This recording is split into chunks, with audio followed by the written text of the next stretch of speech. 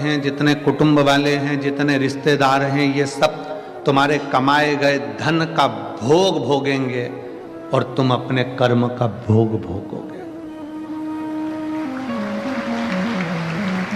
ये धन का भोग भोगेंगे। जो पैसा है, दौलत है, धन है, वैभव है, सबका भोग सबको भोगना। बेटा भी भोगेगा, बेटी भी भोगेगी, पत्नी भी भोगेगी, परिवार भी भोगेगा।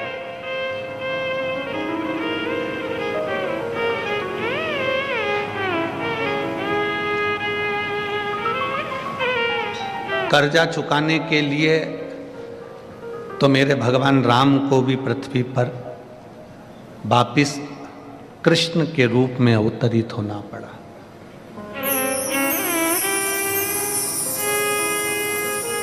कर्जा चुकाने के लिए मेरे राम जी को भी भगवान कृष्ण के रूप में पृथ्वी पर अवतरित होना पड़ा। आप सब ने कथा सुनी होगी कि एक बार भगवान श्री राम माता जानकी के साथ में अपने पिता के वचनों को निभाने के लिए वन जा रहे थे। कितने वर्ष के लिए गए? जम के बोलो जरा। 14 वर्ष के।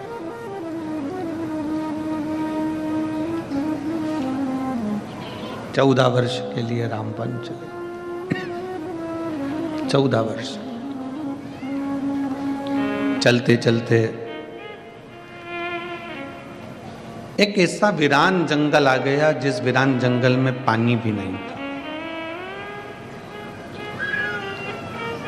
जहां पर पीने के लिए जल भी नहीं।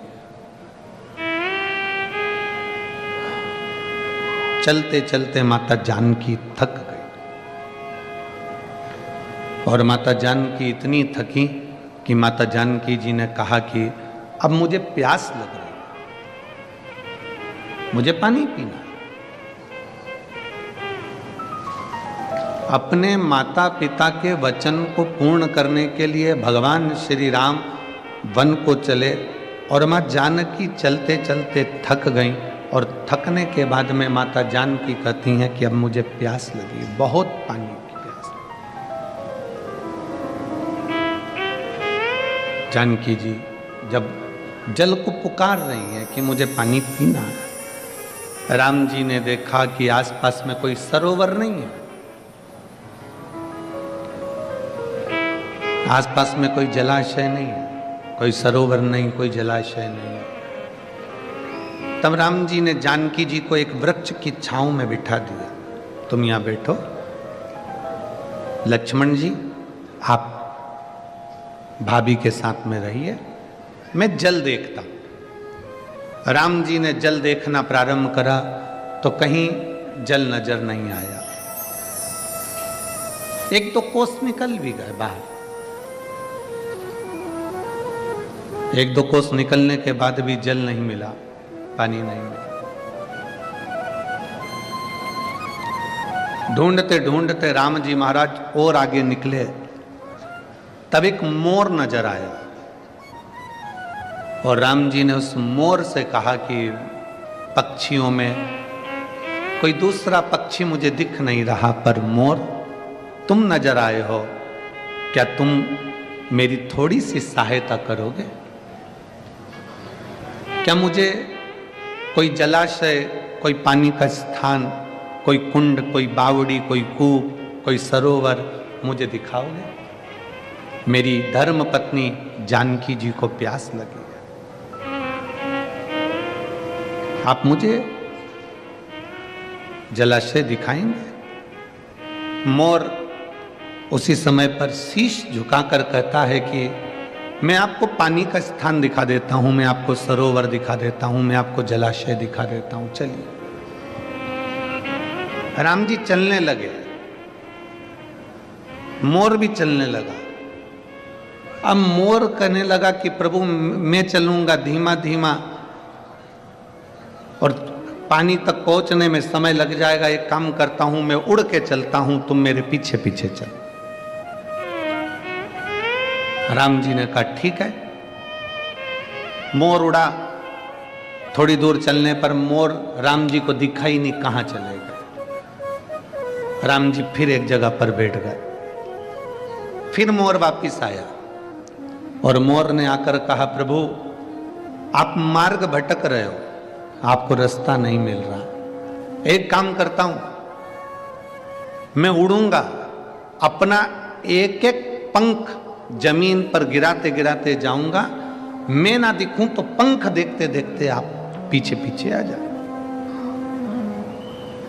मोर ने अपना पंख गिराना प्रारंभ करा, राम जी ने चलना प्रारंभ करा, जलाशय तक, सरोवर तक, तालाब तक राम जी पहुंच गए। राम जी ने सरोवर पर पानी को भरा और जो देखा मोर को, तो मोर के पूरे पंख झड़ चुके थे। मोर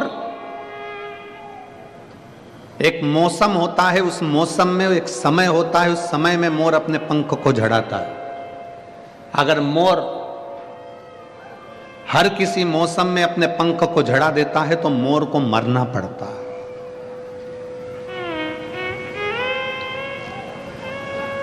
एक मौसम, एक समय ऐसा होता है जिसमें मोर अपने पंख को झड़ाता है, और किसी दूसरे मौसम में या दूसरे समय पर मोर अपने पंख को झड़ाता है तो मोर मरता ही है, मोर को मरना पड़ता। मोर ने अपने सारे पंख झड़ा दिए, प्राण छूट रहे थे मोर के। राम जी उसको देखते हैं, आंखों में जल भर लेते हैं। मोर, आज तेरे कारण मुझे जल मिल गया, पर मेरे कारण तेरे प्राण जा रहे। मोर,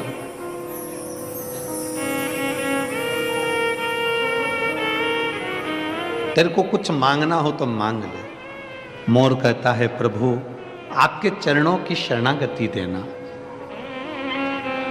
राम जी कहते हैं, मेरे सामने तेरे प्राण छूट रहे हैं, शरणागति तो वैसे ही मिल जाएगी, और तू मेरे चरण मांग रहा है। मोर, तेरा कर्जा मेरे मस्तक पर चढ़ा है, अगला अवतार लूंगा कृष्ण का, तो तेरा कर्जा चुकाने के लिए तेरे पंख को सिर पर धारण कर।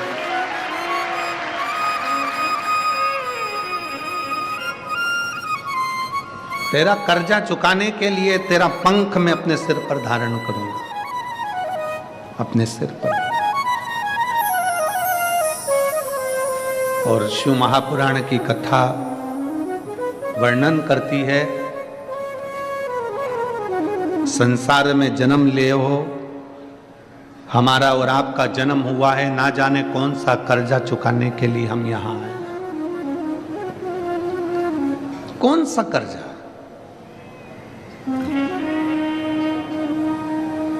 सास कहती है मेरी बहू अच्छी नहीं है, हम कहते हैं पूर्व समय का स्मरण करिएगा, हो सकता है तुमने दरवाजे पर आई हुई गाय को डंडा मारकर भगाया होगा, हो सकता है तुमने किसी को अपशब्द कहा होगा।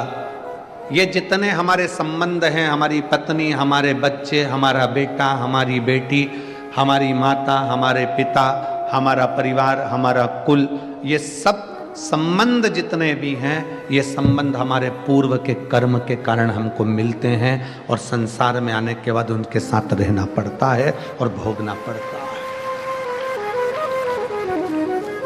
5,000 रुपए किसी को दिए, लेकर चला गया, मुंह ही नहीं दिखाया, भग गया, तुम ढूंढ ढूंढ के थक गए। किसी के पास में तुमने माल भेजा और वो माल का पूरा की पूरा पैसा उसके पास में रह गया, वो मिला ही। किसी कंपनी में पैसा जमा करा, पैसा चले गया, वो मिला ही। कोई नया व्यक्ति तुम्हारे सामने आ जाता है और नया व्यक्ति आकर तुमसे कहता है कि मैं तुम्हारे पैसे को ऐसा ऐसा कर दूंगा, लाओ जमा करो हमारी सोसाइटी में, हमारी कंपनी में। नया व्यक्ति तुमसे पैसा लेता, तुम उसको पहचानती नहीं थी, अभी भी पहचान बड़ी, 2-4 महीने में, 3 महीने में, 1 महीने में, 15 दिन में पैसे तुमने जमा भी कर दिया। जमा करने के बाद वो पैसा डूब गया। कौन नया व्यक्ति था? ना जाने कहां से आया था, कौन था, कैसा था, आपको और हमको नहीं मालूम, पर उस परमात्मा को मालूम है कि पूर्व समय में तूने इसका लिया था, इसलिए वो इस जन्म में तेरे पास आकर अपना हिसाब पूरा कर कर चले गए।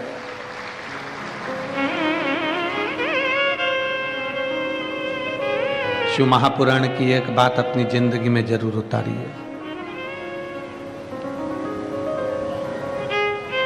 83,99,999 जो योनियां हैं, 83,99,999 जो योनियां हैं, ऐसी कोई योनि नहीं मनुष्य की देह 84,00,000वें नंबर की योनि है। सारी योनियों में जितनी योनियां बनेंगी, आप कुत्ता बनेंगे, आप झिंगुर बने, इल्ली बने, कीट बने, पतंगा बने, स्वान बने, मछली बने, जानवर बने, जलचर बने, थलचर बने, वायुचर बने, पक्षी बने, पशु बने, कुछ भी बने, 83,99,999 योनियों में ना जाने सारी योनियां आपको मिली, मनुष्य की देह भी मिली। पर इतना याद रखना, हर योनि में तुम्हारे बच्चे भी होंगे, हर योनि में तुमको भोजन करने को भी मिलेगा, पेट भरने को, हर योनि में तुम्हें पानी पीने को भी मिलेगा, हर योनि में हवा भी मिलेगी, हर योनि में तुम्हें खाने को भी मिलेगा, पीने को भी मिलेगा, बच्चे भी मिलेंगे, परिवार भी मिलेगा, माता पिता भी मिलेंगे, सब कुछ मिलेगा। हर योनि में तुम्हें घर भी मिलेगा, रहने का एक छोटा सा आसियाना, छोटी सी जगह, कुछ भी मिलेगी, पर मिलेगी जरूर। हर योनि में सब कुछ मिलेगा, पर हर योनि में शिव महापुराण की कथा नहीं मिलेगी। शिव महापुराण की कथा तो केवल एक मनुष्य योनि में मिलती है। एक पक्षी को अगर सुना भी देंगे तो पक्षी को क्या ज्ञान होगा? एक पशु को अगर कथा सुना भी देंगे तो क्या ज्ञान होगा? एक इल्ली माला में चढ़कर अगर कथा सुन भी लेगी तो उसको क्या ज्ञान होगा? कोई कीट, कोई पतंगा, कोई जानवर, कोई पशु, कोई पक्षी, कोई जलचर, कोई थलचर अगर कथा सुन भी लेंगे तो उनको क्या ज्ञान होगा? सारी योनियों में पत्नी, परिवार, बच्चे, कुटुंब, माता पिता, खाना पीना सब मिलेगा, पर केवल एक मनुष्य की योनि ऐसी है जिस योनि में शिव पुराण की कथा, सत्संग मिलता है। क्यों मिलता है? क्योंकि इस योनि में अगर तूने सत्संग कर लिया, भगवान का भजन कर लिया, शिव पर एक लोटा जल चढ़ा लिया, तो फिर तुझे वापिस वो 83,99,999 योनियां भोगना नहीं पड़ेगी और तू शंकर की शरण में चला जाए। इन योनियों से तेरी मुक्ति हो जाए, इन योनियों से तू परे हो जाए, इन योनियों से तू छूट जाए।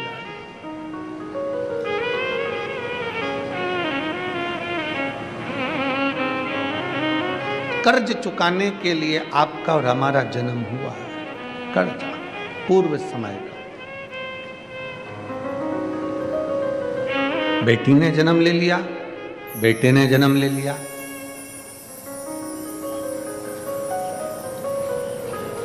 किसी के घर में अगर बेटा बेटा जन्म ले रहा है तो समझ लेना कि तुम्हारा कोई पूर्व का तुम्हारा कर्जा बहुत ज्यादा था, इसलिए घर में बेटे ही बेटे जन्म ले लिए। अगर तुम्हारे घर में, परिवार में, कुल में एक बेटी भी जन्म ले ले तो समझ लेना कि तुम्हारा पूर्व का कोई पुण्य बड़ा प्रबल था जिसके कारण बेटी ने जन्म। बड़ी मुश्किल से कहीं पूर्व एक गरीब सब्जी बेचने वाला है, ठेला चलाने वाला है, कबाड़ा बेचने वाला है, उसके घर में 1, 2, 3, 4, 5, 6 बेटी जन्म ले लेती है। और कोई बहुत पैसे वाला करोड़पति, धनपति, वैभवपति है, उसके घर में बेटा ही बेटा जन्म लेते हैं। तो मोहल्ले की माताएं कहती हैं बेचारी गरीबड़ी को एक लड़का हो जाता तो अच्छा था, और उसके पास इतना पैसा है, उसके घर में एक लड़की हो जाती तो कौन सी कमी पड़ जाती, 1-2 लड़की उसके घर हो जाती, इसके घर में एक आध लड़का हो जाता। पर कौन समझाए कि शंकर भगवान के लेख में लिखा हुआ है कि जिसके घर में 2, 3, 4, 5 बेटियां अगर जन्म ले लेती हैं तो कहते हैं कि स्वयं शंकर उसको अपनी गोदी में और नंदी पर लेकर जाते हैं, स्वयं शिव।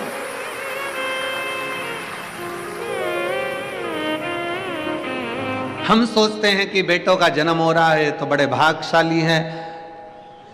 आप भाग्यशाली हो, बेटे ने जन्म लिया, पर सौभाग्यशाली तो तभी होगे जब घर में बेटी का जन्म हो।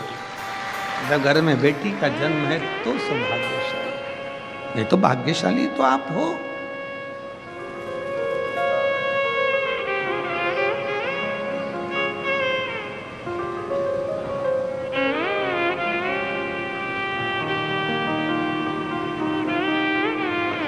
भाग्यशाली तो हो, ये आपके भाग्य की सराहना है।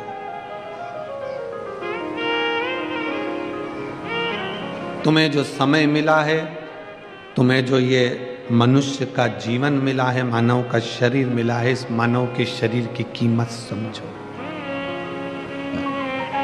इसकी कीमत समझो। बचपन तुमने परिवार को दे दिया, मम्मी कितना लाड लड़ाती है, आई कितना प्रेम करती है, पिताजी कितना प्रेम करते हैं बचपन में। बचपन में माँ बाप का इतना प्रेम रहता है कि बच्चे को सोते हुए देखना उन्हें बहुत पसंद आता है। बोलो बोलो जरा, समय जम के बोलो जरा। बच्चा अगर सो रहा है ना बचपन में तो माँ बाप को बहुत अच्छा लगता है, और वही बच्चा जब 27 साल का हो जाए, 25 साल का हो जाए, 20 साल का हो जाए, 30 साल का हो जाए, तो कौन माँ बाप हैं जिसको लड़का लड़की घर में सोते हुए अच्छे लगेंगे? लगते हैं? नहीं। माँ बाप कहते हैं कि इस उम्र में तो तुझे मेहनत करना चाहिए, पढ़ना चाहिए, आगे बढ़ना चाहिए, और तू पलंग पर पड़ा है। बेटा वही है जो बचपन में अच्छा लग रहा था, बेटा वही है, बेटी वही है जो बचपन में अच्छी लग रही थी, पर वही बेटा बेटी जब जवानी के समय पर एक उम्र के अनुकूल अगर घर के अंदर सोते रहें, 1-2 बजे रात को सो रहे हैं और दिन के 2 बजे अपने कमरे से निकल रहे हैं, और माँ थोड़ा सा भी उसको जगा दे तो वो आग बबूला हो जाए, मम्मी लाइट बंद करो, भाऊ लाइट बंद करो, पापा पंखा चालू कर दो, मम्मी एसी का रिमोट लाके दे। माँ बाप की आंख में आंसू आ जाते हैं। बचपन में सोता हुआ बच्चों को देखे तो माँ बाप खुश होते हैं, पर जवानी में बच्चों को सोता हुआ ऐसे समय बर्बाद करते हुए देखे तो माँ बाप को खुशी नहीं होती। माँ बाप कहते हैं कुछ पढ़ ले, आगे बढ़ ले और जिंदगी में नाम कमा ले। अच्छा नहीं लगेगा? बचपन आपने अपने परिवार को दे दिया, जवानी पूरी दोस्त यार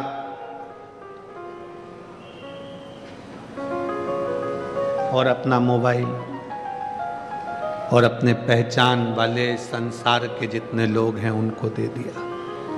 क्या बचा? बुढ़ापा। बचपन खेल में खोया, जवानी नींद भर सोया, बुढ़ापा देख कर रोया। अब आया बुढ़ापा।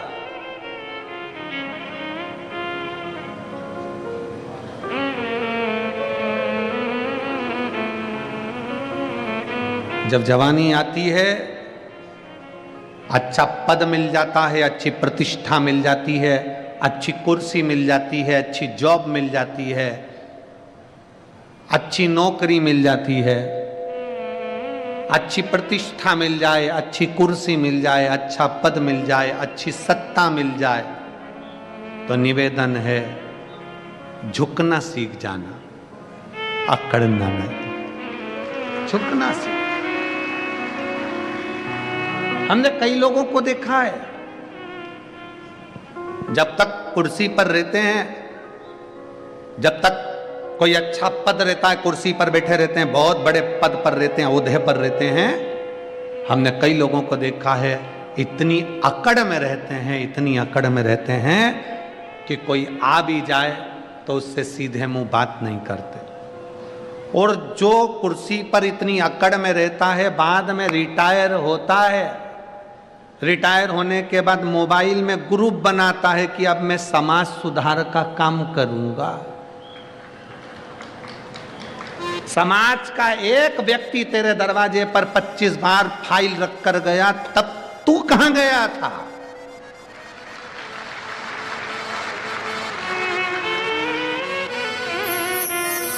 परिवार का एक व्यक्ति 25 बार हाथ जोड़कर आ गया, भैया जी देख लेना, तुम हमारे रिश्तेदार, तुम हमारे नातेदार, मिलने को तैयार नहीं हुआ। और रिटायर होते से ही व्हाट्सएप पे, फेसबुक पे, इंस्टाग्राम पे ग्रुप बना लिया कि अब मैं मेरी समाज का ये काम करूंगा, मैं अपने मोहल्ले का ये काम करूंगा, मैं अपने क्षेत्र का ये काम करूंगा। अब याद आ रहा है, अब समझ में आ रहा है कि अब मैं कोई अच्छा काम करने का प्रयास करूंगा। अच्छा काम कब करना था? जब तुम्हारी कुर्सी थी। अच्छा काम कब करना था? जब तुम्हारी सत्ता थी। अच्छा काम कब करना था? जब तुम्हारी प्रतिष्ठा थी, तब अच्छा काम करना था। अपनी कुर्सी का, अपने पद का, अपनी प्रतिष्ठा का ध्यान रखकर जब तक तुम्हारे पास में सत्ता है, कुर्सी है, वैभव है, कुछ ऐसा कर जाओ। जीजाबाई ने छत्रपति शिवाजी से एक बात कही थी, वो बात संपूर्ण विश्व के लोगों को याद आना चाहिए।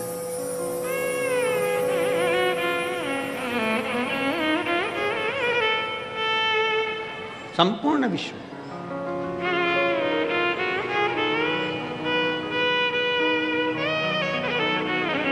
जीजाबाई ने पूछा था, शिवाजी, हे शिवाजी। हाँ मां, आई, बोलो शिवाजी।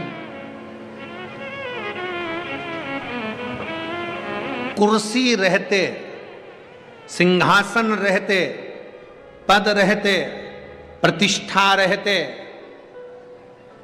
शरीर रहते, क्या करना चाहिए?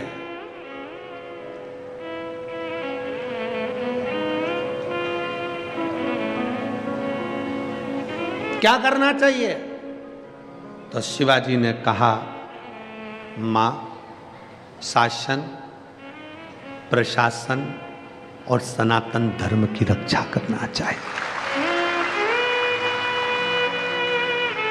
अपने सनातन धर्म की मजबूती। आपके पास में बहुत अच्छा पद है ना, आपके पास में बहुत अच्छी प्रतिष्ठा है, बहुत अच्छी कुर्सी है, बहुत अच्छा आपके पास में पद है, तो प्रयास करना कि इस पद की गरिमा बनी रहे।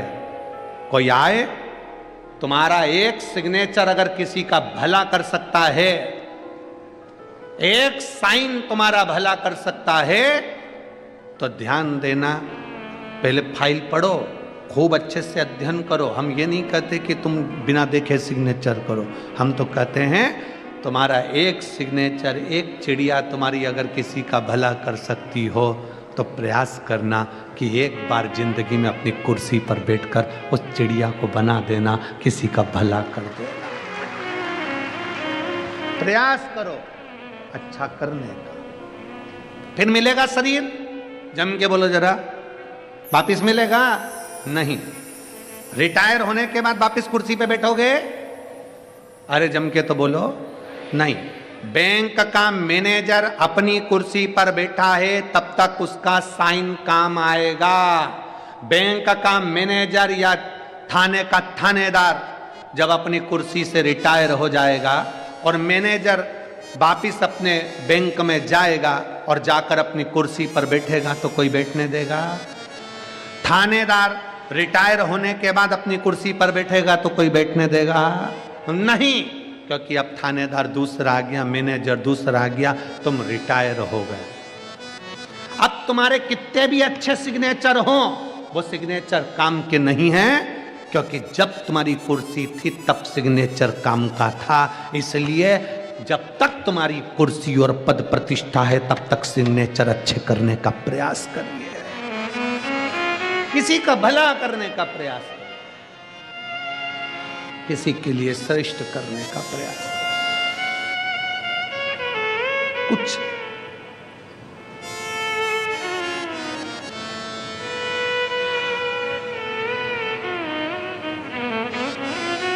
मैं माननीय मोदी जी को, मैं माननीय योगी जी को इस चीज के लिए धन्यवाद देता हूं।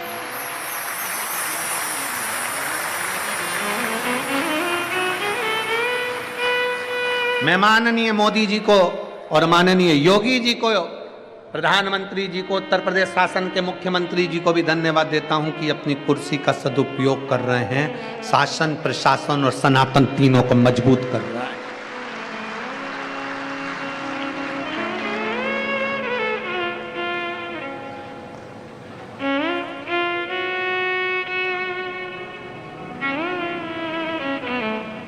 और अब विश्वास है कि महाराष्ट्र के नए मुख्यमंत्री जी भी इस चीज का स्मरण जरूर रखेंगे। विश्वास है। अपनी कुर्सी का, अपने पद का, अपनी प्रतिष्ठा पर बैठे हो, अपना शासन, अपना प्रशासन और अपना सनातन तीनों मजबूत होना चाहिए, तीनों मजबूत। प्रयास करो कुछ अच्छा करने का, प्रयास।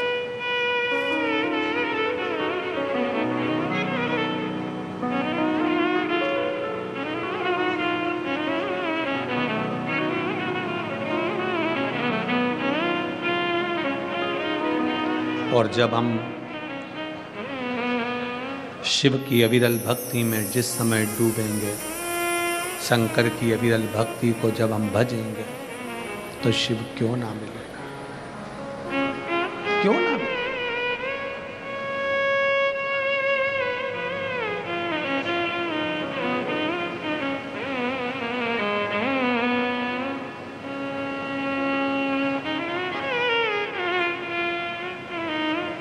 कल हम आशीष से कह रहे थे, आशीष पहली कथा नेपाल तो बाची है विदेश में, पर पहली कथा दुबई में है। तो हमने आशीष से कहा, आशीष सब सामान लेकर चलना, साथ में भारत माता की मिट्टी को भी लेकर चलना।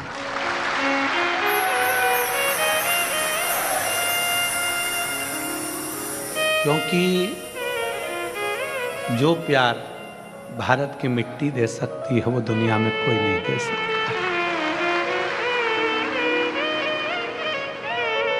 भारत की मिट्टी के आगे सब फीका है।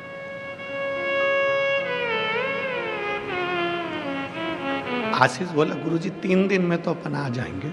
हमने कहा 1 दिन भी अगर ये भारत की मिट्टी छूटती है तो बड़ा दुख होता है।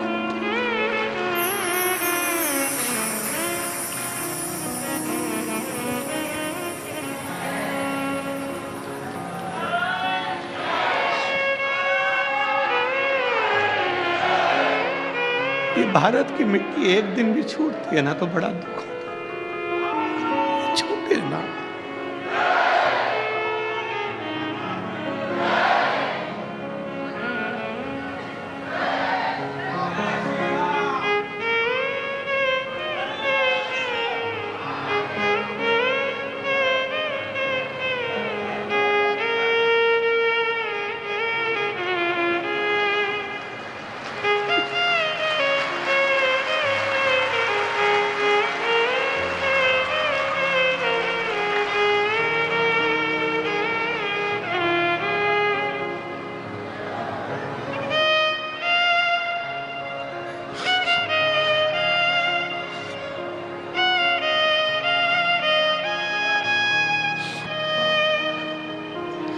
ये ना छूटे, इसको भी थोड़ा बटोर ले।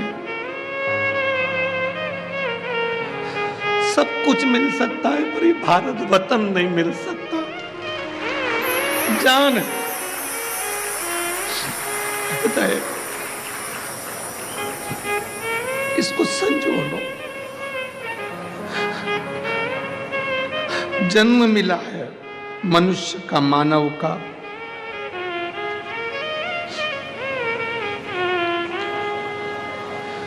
छूटे ना बिसराए। कुर्सी मिले, पद मिले, प्रतिष्ठा मिले, शासन प्रशासन और सनातन को मजबूत बनाए, मजबूत।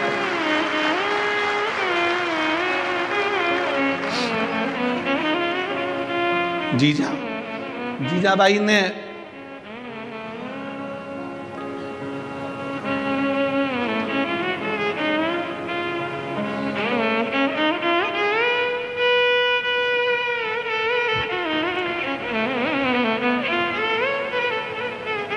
चंदन है इस देश की माटी, तपोभूमि हर ग्राम है, हर बाला देवी की प्रतिमा बच्चा बच्चा राम है, जिसके सैनिक समर भूमि पर गाया करते गीताएं, उसी माटी के हल्के नीचे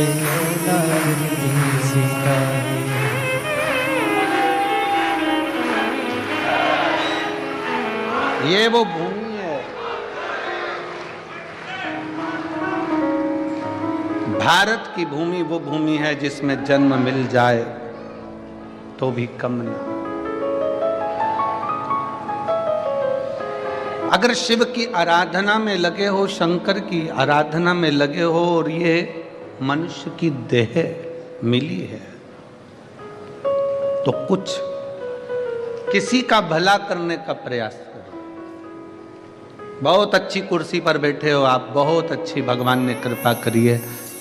शिव महापुराण की कथा सुनने वाले कई बेटा बेटी की नौकरी लगती है, बड़े खुश होकर जब कुबेरेश्वर धाम आते हैं और हम अगर मिलते हैं तो उनसे कहते हैं बेटा तुम्हारी नौकरी बाबा ने किसी अच्छे कार्य के लिए लगाई होगी, आप प्रयास करना कि अपनी सिग्नेचर का सदुपयोग करना, किसी का भला हो जाए तो एक सिग्नेचर कर दे,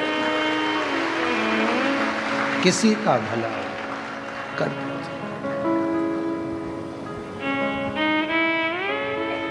हमारे जीवन की इतनी कथा हुई पर सारी कथाओं का रिकॉर्ड सिरपुर ने तोड़ दिया।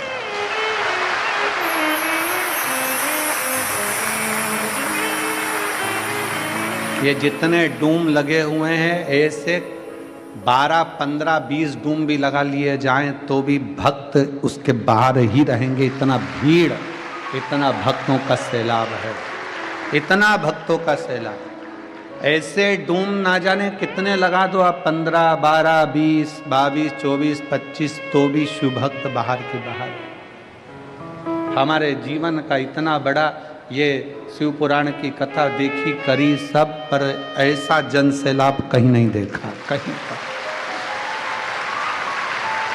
ऐसा जन सैलाब नहीं देखा, ऐसी शिव भक्ति नहीं देखी। भगवान शंकर की जो अविरल भक्ति आपके दिल में है, शिव आप सबकी मनोकामना जो भाव से आए हो, जिस विश्वास के साथ आए हो, जिस भरोसे के साथ आए हो, मेरा शंकर आपकी वो मनोकामना पूर्ण जरूर करेगा और शिव झोली जरूर भरेगा। कि खाली ना जाता कोई दर से तुम्हारे, खाली ना जाता कोई दर से तुम्हारे, मैं भी खड़ी हूँ मन बाहे फसारे, अपने हृदय से लगा लो गिरा जा रहा हूँ, उठा लो भोले अपने दर से अब तो ना टालो, गिरी जा रही हूँ, उठा लो। बचपन खेल में चला गया, जवानी भोग और विलास में निकल गई, अधेड़ी कमाने में निकल गई, बुढ़ापा आया, शरीर कांपने लगा, सोचा अब मैं शिव पुराण की कथा में चली जाऊंगी, इतनी भीड़ में कैसे जाएगी, कैसे जाए। तुम्हारी तुम्हारे घर में चले और तुम्हारा शरीर चले, शरीर चले और तुम्हारी तुम्हारे घर में चले, तब तक सारे अच्छे काम कर लो, सारे अच्छे काम कर लो। शरीर चले तो कथा भी सुनो, तीर्थ भी करो, व्रत भी करो, पुण्य कमाओ। और तुम्हारी तुम्हारे घर में चले, जब तक तुम्हारी चल रही है तब तक दान पुण्य, भूखे को भोजन, प्यासे को पानी, जय बाबा बर्फानी करते रहो। जब चलना बंद हो जाएगा ना तुम्हारा, तुम कहोगे बेटा ला जरा 100 रुपए दे, सीवर वाला महाराज आया है, कथा सुनने जाना है मेरे को गाड़ी का। पूरे मोहल्ले की माताओं ने गाड़ी करी है, किराए की गाड़ी करी है, और आई हैं मेरी जीजियां यहाँ, आए हैं मेरे जीजा यहाँ। सब ने मिलकर, कोई ने गाड़ी करी, कोई ने लोडिंग करा, कोई ने बड़ा ट्रक करा, कोई ने ट्रैक्टर करा, डीजल डलवाया, किराया दिया, सब ने मिलकर दिया। सब ने मिलकर आज जो खर्च कर कर तुम यहाँ आए हो ना, 100-500 रुपये लगा कर यहाँ आए हो, चिंता मत करना। एक छोटी सी डायरी में लिख कर रखना, मैं सिरपुर गई थी तो मैंने 150 रुपये खर्च करे थे। 3 महीना तो जाने दो, 3 महीना जाने दो, 1 महीने बाद जो पास में तुम्हारे साकरी में कथा है ना, फिर मिलेंगे, जब पूछेंगे कि वो 150 रुपया तुम्हारा बढ़कर 1000 गुना हुआ कि नहीं। जाने दो। शिव भक्ति में भगवान शंकर को अगर 1 लोटा जल दे रहे हो, भगवान शंकर को 1 बेलपत्र दे रहे हो, शिव जी पर 1 अक्षत चावल भी अगर चढ़ा रहे हो, तो वो खाली नहीं जाता। तो तुमने तो यहाँ आकर अपना कीमती समय भोले बाबा को दिया है, तो बाबा क्या तुम्हारे लिए समय निकाल कर तुम्हारे दरवाजे पर नहीं आएंगे? कीमती समय दिया। और ऐसी सुबह नाए ऐसी सिरपुर वालों, रोज की रात्रि अगर देखना थी तो देखी तुम लोगों ने यहाँ की रात्रि, रात को आए थे दर्शन करने के लिए। और अगली कथा जो मेरठ में है, 15 तारीख से 21 तारीख तक, मेरठ वालों छोड़ना मती शिव महापुराण की कथा। एक बार पंडाल में आकर बैठकर बाबा की उस भक्ति को जरूर देखना कि बाबा क्या देता। फिर 24 दिसंबर से 30 दिसंबर तक जो रायपुर छत्तीसगढ़ में शिव महापुराण की कथा है, बाबा क्या देता है उसका अनुमान लगाकर क्या देगा वो उसके ऊपर निर्भर है।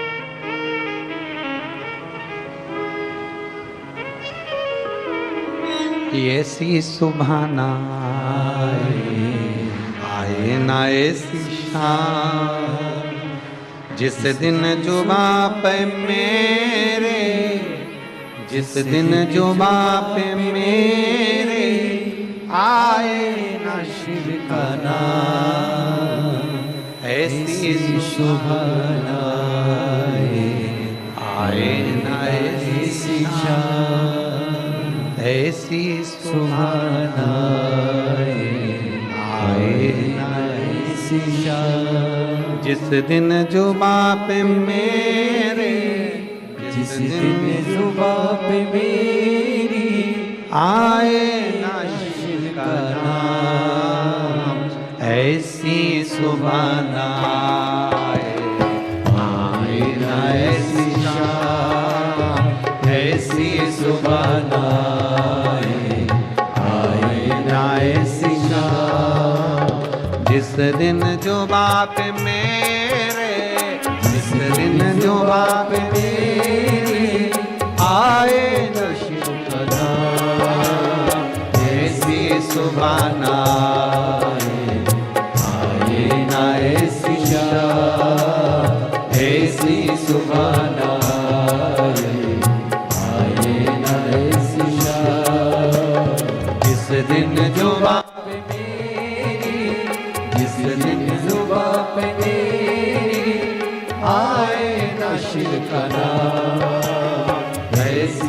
सुभान आए, आए न ऐसी शाम।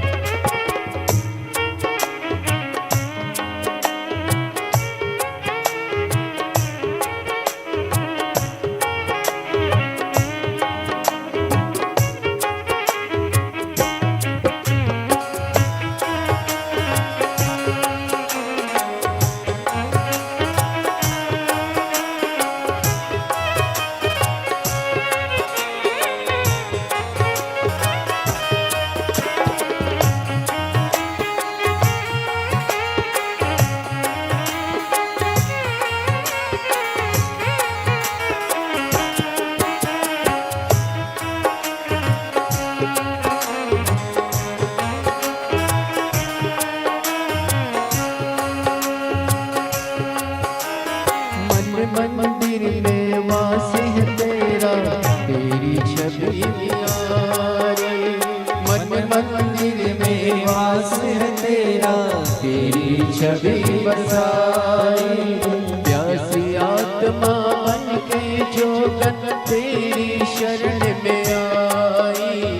प्यासी आत्मा बन के जोगन तेरी शरण में आई। पाया मैंने यह विश्राम, ऐसी सुबह आए, आए न ऐसी शाम। ऐसी सुबह आए, आए न ऐसी शाम। जिस दिन जुबां पे मेरी, जिस दिन जुबां पे मेरी आए न शिव का नाम, सुबह आए, आए न ऐसी शाम।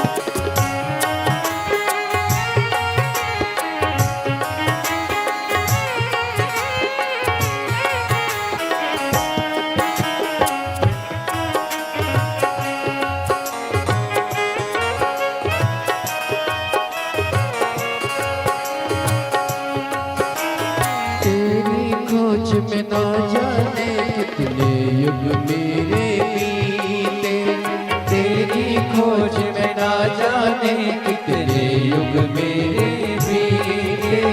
अंत काम क्रोध मधिहारे, हे बोले तुम जीते। अंत काम क्रोध मधिहारे, हे बोले तुम जीते। मुक्त किया तूने मुझको प्रभु लाख लाख प्रणाम। ऐसी सुबह आए न ऐसी शाम, ऐसी सुबह आए न ऐसी शाम। जिस दिन जुबां पे मेरी, जिस दिन जुबां पे मेरी आए न शिव का नाम, ऐसी सुबह आए न ऐसी शाम। इन जुबां पे मेरी, जिस दिन जुबां पे मेरी आए न शिव का नाम, ऐसी सुबह आए न ऐसी शाम, ऐसी सुबह आए न ऐसी शाम। जिस दिन जुबां पे मेरी, जिस दिन जुबां पे मेरी आए न शिव का नाम, ऐसी सुबह आए न ऐसी शाम, ऐसी सुबह आए न ऐसी शाम, ऐसी सुबह आए न ऐसी शाम, ऐसी सुबह आए न ऐसी शाम।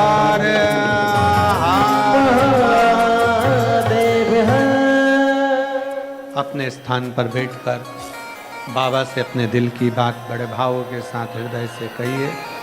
आज कथा का विराम दिवस है, दिल से प्रार्थना करेंगे, दिल से कहेंगे तो बाबा श्रवण अवश्य करेंगे। भाव से बाबा से विनय करिए, जहाँ जगह मिले वहाँ बैठकर बाबा को बोलिएगा। सभी साथ में बाबा से प्रार्थना करेंगे, निवेदन करेंगे, विनती करेंगे, विनय करेंगे। जहाँ जिसको जगह मिले वहाँ बैठ जाइए और बाबा से बड़े भाव से प्रार्थना करेंगे।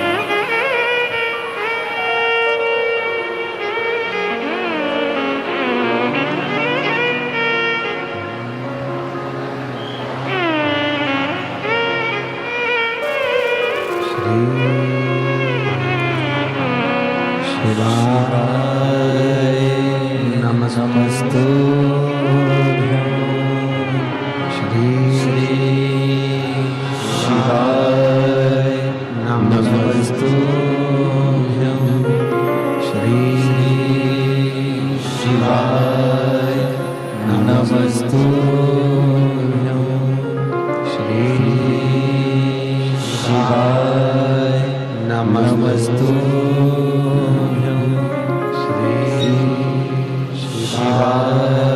नमस्तु।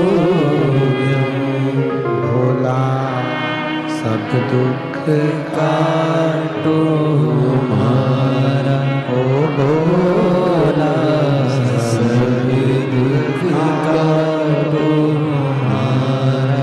शिव शंकर जप तेरी माला, भोले बाबा जप तेरी माला।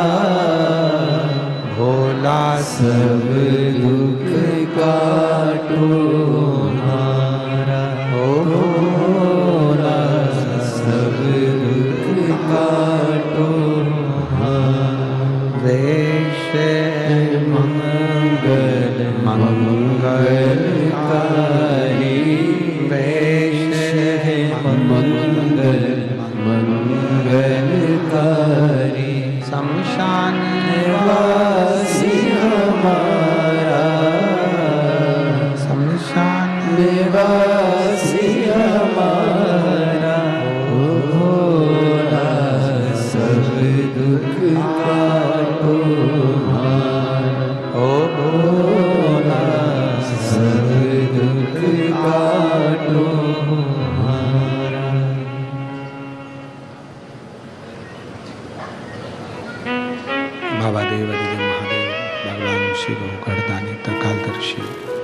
कैलाशी अविनाशी शिव की कथा कह रही है, भगवान शंकर का चरित्र कह रहा है। बचपन गया जाने दो, जवानी गई। ये कब चालू करोगे? एक बार सुनो तो आके कि यहाँ का माइक चल नहीं रहा है। एक बार आके खुद भी तो सुनो कि बक्से नहीं चल रहा है एक भी। भगवान शिव, ओगड़दानी शंकर, त्रिकालदर्शी, कैलाशी अविनाशी शिव, जो संपूर्ण विश्व का कल्याण करने वाला, संपूर्ण जगत का उद्धार करने वाला है।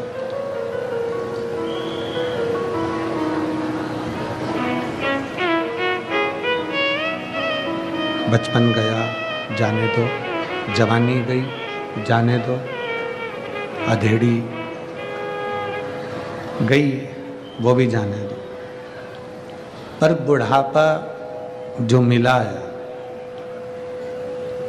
जो बुढ़ापा प्राप्त हुआ है, वो बुढ़ापा व्यर्थ मत जाने दो।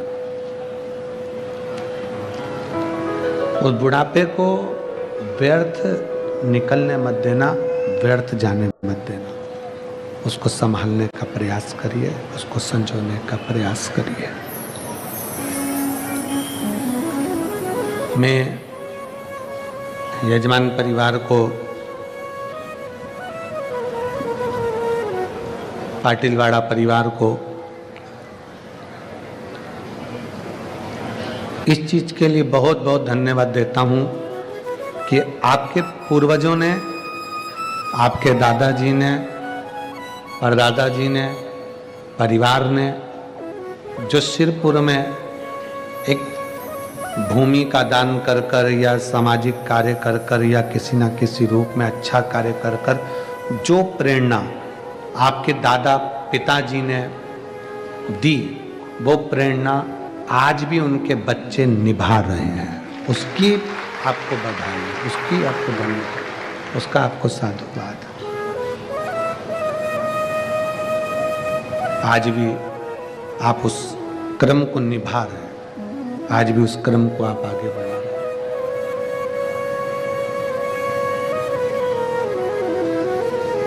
और करो। शरीर फिर नहीं मिलना है। शरीर ना जाने किस योनि में, किस जन्म में हम कहाँ होंगे, आप कहाँ होंगे, किसको पता है?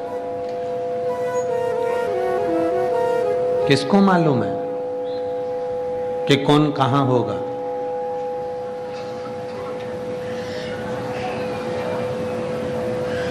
सदानंद कार्तिकेय जी जिस समय पर तारकासुर को मार दिए थे और तारकासुर के 3 बेटे तारकाक्ष, विनुमाली और कमलाक्ष की, ये तीनों ने उपद्रव जब किया था, तब मां जगतजननी के पास में कार्तिकेय बाबा सदानंद स्कंददेव कार्तिकेय जी स्वयं आए।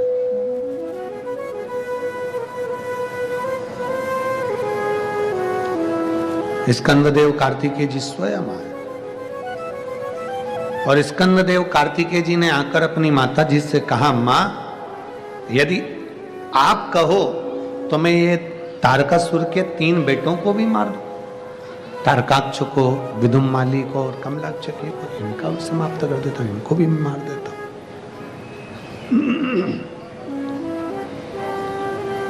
अगर तुम बोलो तो मैं इनको भी समाप्त कर दूं।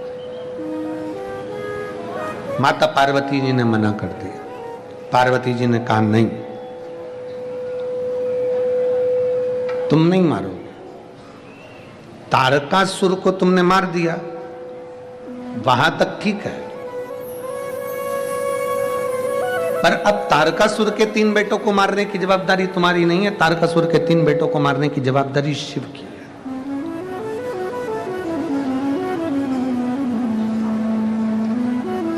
आपसे एक बात पूछें, दवाई क्यों खाते हो? जम के बोलो, दवाई क्यों खाते हो? कि तुम एक्सपायर ना हो जाओ। बोलो सही है कि गलत है? जम के तो बोलो जरा, सही है। व्यक्ति आखिरी तक दवाई खाता है कि वो एक्सपायर जम के बोलो एक्सपायर ना हो जाए। दवाई कब खाना चाहिए? जम के बोलो जरा, कब खाना चाहिए कि दवाई भी एक समय ऐसा होता है कि दवाई भी एक्सपायर हो जाती है, लिखी रहती है उस पर तारीख। देखी तुम लोगों ने कि नहीं देखी? देखिए, जम के बोलो जरा, देखा है ना? व्यक्ति दवाई इसलिए खाता है कि वो एक्सपायर ना हो जाए, पर कभी कभी दवाई भी एक्सपायर हो जाती है। शिव कथा कहती है दवाई एक्सपायर हो उसके पहले दवाई खाओ, और तुम एक्सपायर हो उससे पहले भगवान का भजन गाओ।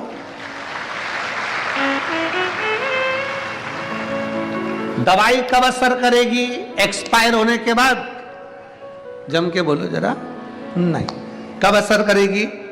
अगर एक्सपायर तुम हो गए, कोई हो गया, हम हो गए, संसार का कोई व्यक्ति भी एक्सपायर हो गया और उसको दवाई खिलाओगे तो असर करेगी? नहीं। और दवाई एक्सपायर हो गई, उसकी तारीख निकल गई, उसकी डेट निकल गई, उसके बाद वो असर करेगी क्या? नहीं। दवाई भी अगर एक्सपायर हो जाती है तो वो भी असर नहीं करती है। व्यक्ति एक्सपायर हो जाता है तो उस पर दवाई असर नहीं करती है। और मनुष्य यदि एक्सपायर हो जाए तो लोग कहते हैं कि इनको थोड़ा सा मिल जाएगा, जो चले गए, जो गए उनको मिल जाएगा। शिव महापुराण की कथा कहती है जीते जी दवाई खा लो, मरने के बाद दवाई असर नहीं करेगी।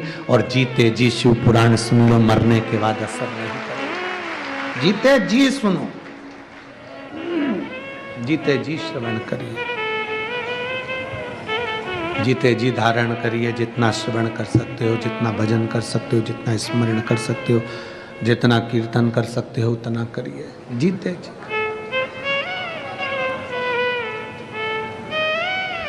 और मिलती है राम नाम की दौलत कभी कभी,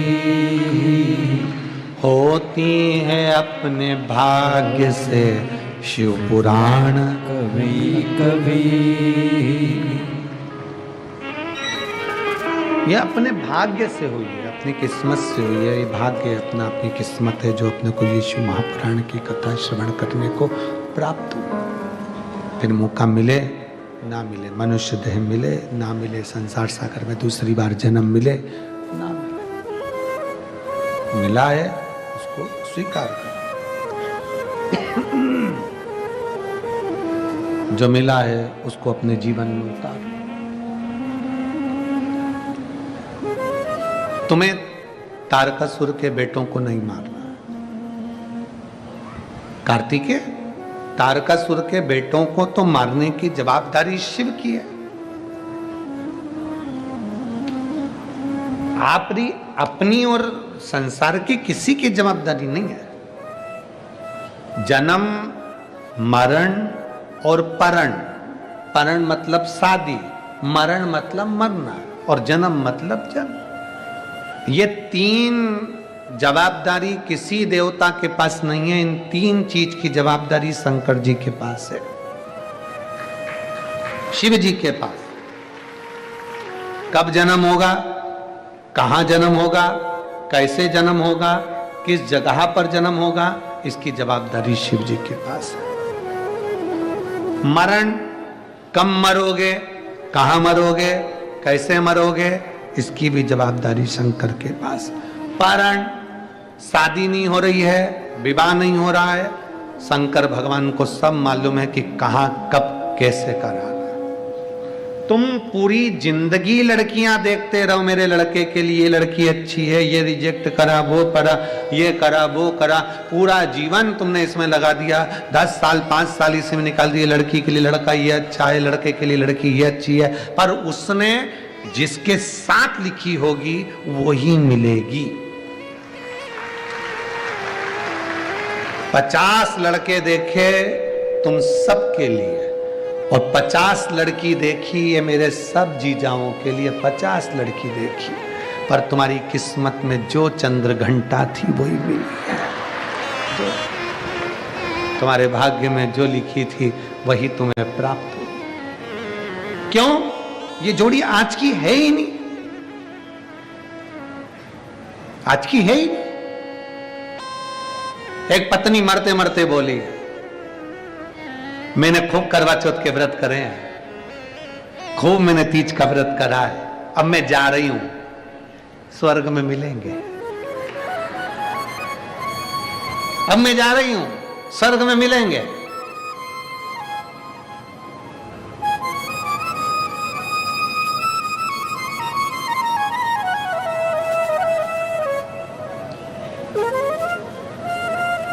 पत्नी मरी नहीं, 3 महीने जिंदा रह गए। पत्नी जिंदा तो रह गई, पलंग पर पड़े पड़े अपने पति को देख रही थी। पति आता, कहीं नौकर पे गुस्सा करके 2 थप्पड़ मार देता, कहीं गौ माता दरवाजे पर आती तो उसको भगा देता, कुत्ता आता तो उसको लात मारकर भगा देता, सबको परेशान करने लगा। एक दिन पत्नी ने पूछ लिया, क्यों बेवकूफी कर रहे हो, पागल हो गए हो? पहले इतने अच्छे थे, अब ये गलत काम क्यों कर रहे हो? पति बोला, मुझे स्वर्ग नहीं जाना, अगर तू स्वर्ग में है तो मैं नरक में अच्छा। तूने कहा था अब मैं जा रही हूं, स्वर्ग में मिलेंगे, तो मैं जाऊं नहीं उधर मुझे पहुंचना ही नहीं है, उधर जाके करूंगा क्या? मुझे नहीं जाना, मेरा डिपार्टमेंट दूसरा, हम जाएंगे ही नहीं अगर तू जाए। तुम्हारे भाग्य में अगर पत्नी जो मिली है, शंकर भगवान को धन्यवाद देना कि कृपा है आपकी, जो मेरे जैसे व्यक्ति को संभाल रही है और मेरे बच्चों को संभाल रही है, ऐसी कहीं कृपा ही तेरी हो। अब तुम बोलोगे गुरुजी क्या हम अच्छे नहीं है? तुम बहुत अच्छे हो, है? और तुम कितने अच्छे हो, जब तुम्हारी शादी हो रही थी तुम्हारे घर के लोगों ने बता दिया था हमारा लड़का तो हीरा है, पर यह नहीं बताया था कि हमारा लड़का बेवड़ा है। हीरा बताया। अब कितने अच्छे हो, ये तो राम था। इसको खड़े होना था भगवान शंकर के दर्शन की लाइन में, ये खड़ा हो जाता है ठेके की लाइन में। कितना अच्छा है।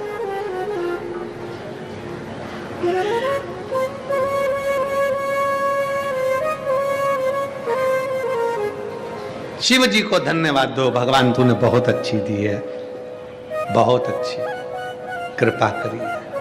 और जो माताएं कहती हैं हमारा पति बहुत ताड़ना देता, बहुत गालियां देता, बहुत अपशब्द कहता, बहुत आड़ा टेढ़ा बोलता, उन बहनों से भी निवेदन है तुम भी शंकर जी को धन्यवाद देना, बहुत अच्छा दिया है। अगर ये अच्छा मिल जाता मुझे प्रेम करने वाला, तो मैं क्या शिव पुराण में जाती? फिर तो सिरपुर के या धूलिया के किसी टॉकीज में मूंगफली हाथ में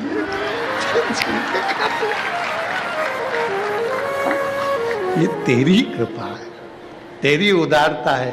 तू इतना अच्छा है कि तूने ऐसा दिया कि दिन भर गाली देता, दिन भर ताने देता और दिन भर अपशब्द बोलता, ये ताने देता तो मेरा दिल इससे हटकर भोलेनाथ में लग गया।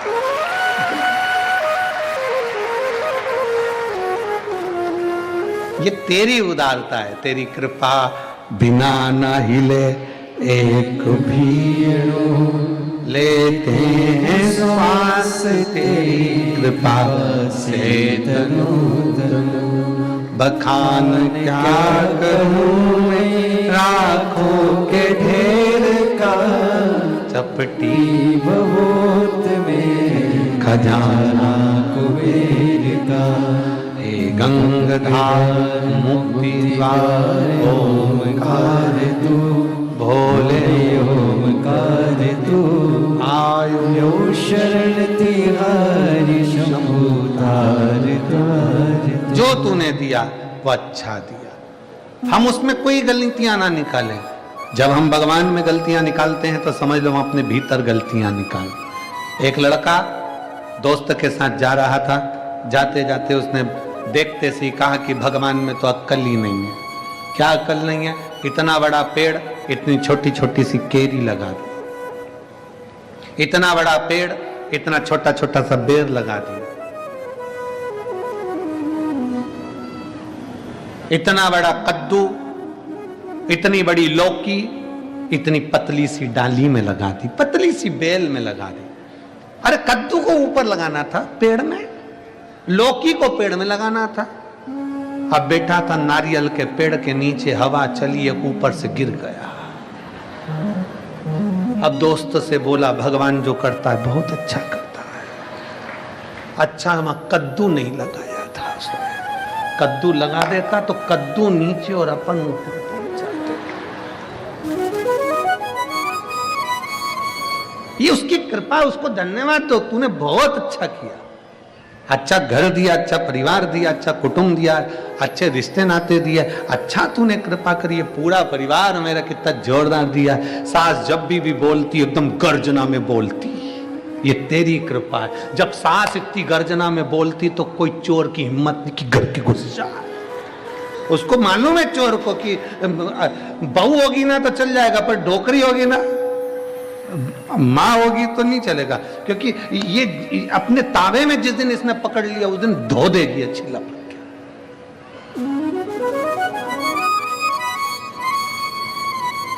तुम खुद देखो, अच्छा अंदाजा लगा के देखो जरा। पैसे मांगने वाले कभी भी बुजुर्ग व्यक्ति के पास पैसे मांगने नहीं जाते हैं कि माँ के माँ जी, पिताजी, भाऊ साहब हमको पैसे मांगने वाले जाएंगे तो बहू और बेटों के पास में। नौकरानी किससे कहेगी? सास से तो कभी कहती ही नहीं नौकरानी पैसे की जरूरत है तो। पोछे वाली, झाड़ू वाली, बर्तन वाली, भांडा वाली कभी भी पैसे की जरूरत होगी ना बहुओं से कहेगी जी मुझे पैसे की जरूरत। तो जी कहे कि मम्मी से राम मैं नहीं कह सकता। नौकर अगर पैसा दुकान पे चाहिए तो नौकर कभी भी सेठ जी से, जो पिताजी हैं बुजुर्ग हैं, उनसे नहीं कहेगा। वो कहेगा तो बेटा भैया मेरे को पैसे की जरूरत, तो तू पापा से कहना। मैं नहीं कह सकता, पापा से तो नहीं कह सकता, क्योंकि मालूम है पारखी नजर निरमा सुपर। इनको मालूम है कि पिताजी की निगाह बहुत पारखी है, माँ की निगाह बहुत पारखी है, घर के बुजुर्ग की निगाह बहुत पारखी है। वो समझते हैं कौन अच्छा कौन बुरा, क्या करेंगे क्या नहीं करेंगे।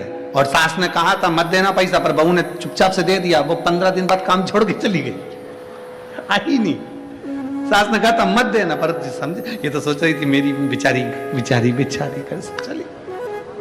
सास की निगाह बहुत पारखी है। जैसे सास की निगाह पारखी है, ससुर की निगाह पारखी है, उसी तरह मेरे भोले बाबा पूरे देवताओं के भी देव महादेव हैं, घर के देवताओं में बुजुर्ग हैं, इसलिए उनकी निगाह भी पारखी है। किसको क्या देना है वो जानते, उसको मालूम है।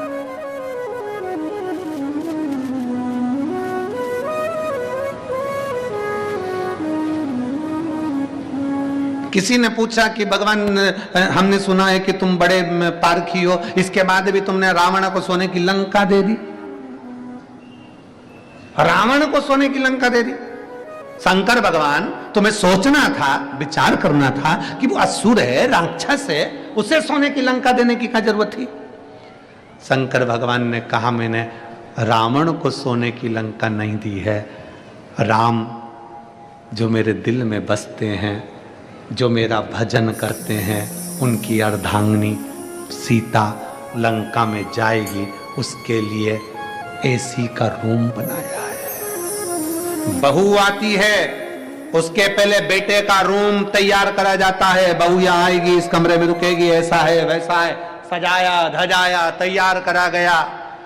शंकर भगवान ने कहा माता जानकी जी आएंगी, उनके लिए पूरी लंका अच्छी होना चाहिए, इसलिए सोने की लंका बनवा दी। शिव का भक्त शंकर का भक्त कहीं पर भी जाए, शिव भक्त कहीं पर भी जाए, उसकी व्यवस्था पूर्ण हो जाती है। पूर्ण व्यवस्था शिव करते हैं, शंकर करते हैं। राम जी भगवान शंकर का भजन करते हैं, माता जानकी की व्यवस्था स्वयं शिव ने करी, स्वयं शंकर।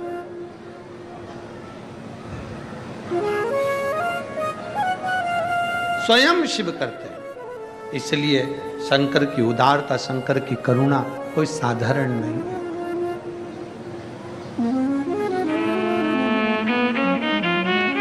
आपका कर्तव्य है केवल शिव के मंदिर में जाकर वहां की सेवा करना, चाकरी करना। और मेरे बाबा तेरी नौकरी सबसे बढ़िया है सबसे खरी, तेरे दरवाजे की चाकरी सबसे बढ़िया है सबसे खरी। जब से तेरा गुलाम हो गया, तब से मेरा भी नाम हो गया। जब से तेरा गुलाम हो गया, तब से मेरा भी नाम हो गया। वरना औकात क्या थी मेरी, सबसे बढ़िया है सबसे खरी। भोले बाबा तेरी नौकरी सबसे बढ़िया है सबसे खरी। आप उसकी सेवा में लग जाओ। एक पत्र है,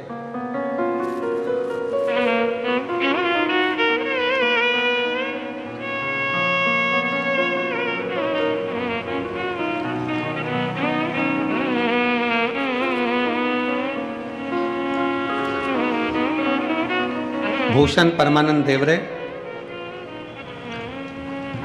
माता का नाम ललिता परमानंद दिवारे।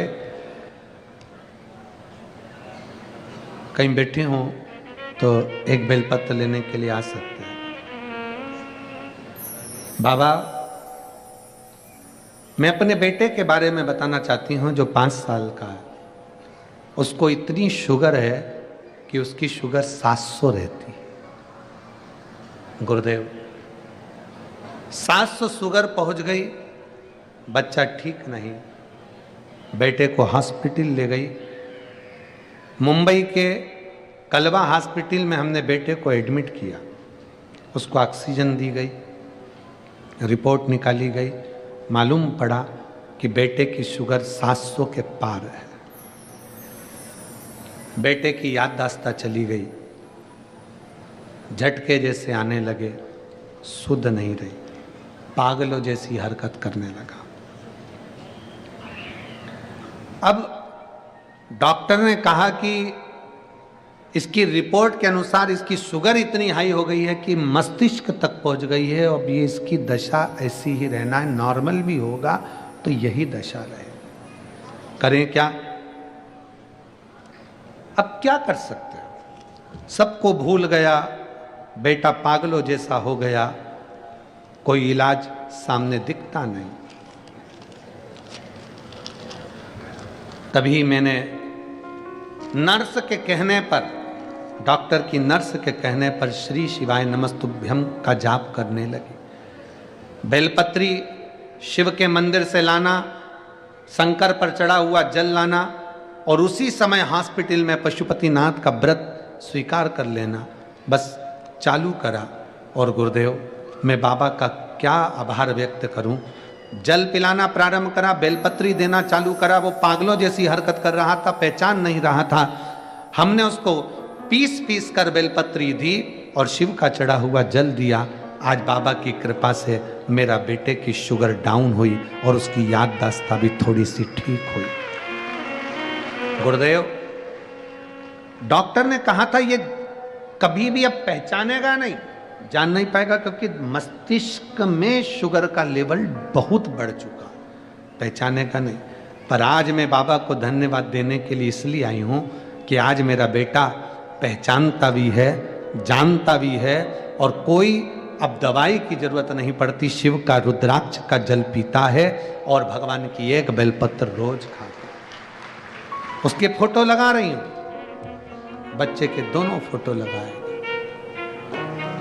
एक जब बच्चा पहचानता नहीं, जानता नहीं और याददाश्त भूल गया, दूसरा जब बेटा पूर्ण तरह से स्वस्थ हो गया, तब की अगर कहीं बैठे हों तो एक बेलपत्र लेने के लिए आ सकते हैं। एक विश्वास,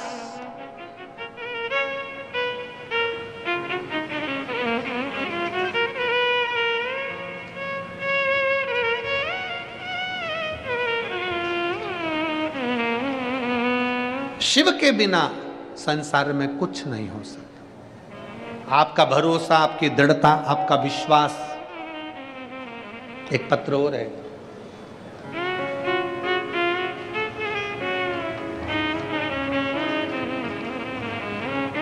मैं कृष्णा किंजल कुमार पटेल, राज्य गुजरात, जिला पंचम महाल गोधरा गांव की निवासी हूँ, वहाँ से आई हूँ। कहीं बैठी हो तो बेलपत्र लेने के लिए आ सकते हैं। गुरुजी, मेरा एक ही लड़का है, उसका नाम आयांश किजल कुमार पटेल है, जिसकी उम्र 7 साल की है।